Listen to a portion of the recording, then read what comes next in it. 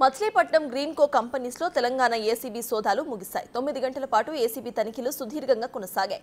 ఉదయం 11 గంటలకు మొదలైన ఈ తనిఖీలు రాత్రి 8 గంటల వరకు కొనసాగాయి. తనిఖీలపై డీటెయిల్స్ వెల్లడించేందుకు ఇటు అధికారులు ఇప్పటికే నిరాకరించారు. గ్రీన్ కో కంపెనీ ఏఎంజీ సురేష్ డీటెయిల్స్ మాత్రం వెల్లడించారు. 9 మంది ఏసీబీ అధికారులు సోదాలను నిర్వహించారు. తెలంగాణ నుంచి ఏసీబీ వాళ్ళు వచ్చారు. ఇక్కడ ఆఫీస్ అడ్రస్ ఉందని ఇచ్చారు. ఇది ఎక్కడ ఆఫీస్ ఏమీ లేదు. దేని మీద వచ్చారు? ఏ పని మీద వచ్చారు? మీకు ఏం చెప్పారు? అసలు ఏం చెప్పలేదు. చర్చ్ వారెంట్ తీసుకుని వచ్చారు. చర్చ్ చేశారు. ఏమైనా డాక్యుమెంట్స్ ఏమైనా ఉంటాయేమన్నారు? ఏమి లేవు. ఇక్కడ ఆఫీస్ రన్ అవుతుంది సార్? ఏమి లేదు. ఆఫీస్ ఏమి లేదు. ఎన్నాళ్ళ నుంచి రన్ అవ్వట్లేదు అసలు? లేదా చాలా కాలం లేదు. ఇది వెంకటలక్ష్మి గారు ఇల్లు అండి.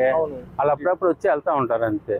బోర్డు ఇన్ని ఉన్నాయి కదా ఇక్కడ. బోర్డు అంటే ఫస్ట్ లో పెట్టుకున్నట్టున్నారు. ఫస్ట్ లో పెట్టుకున్నట్టున్నారు.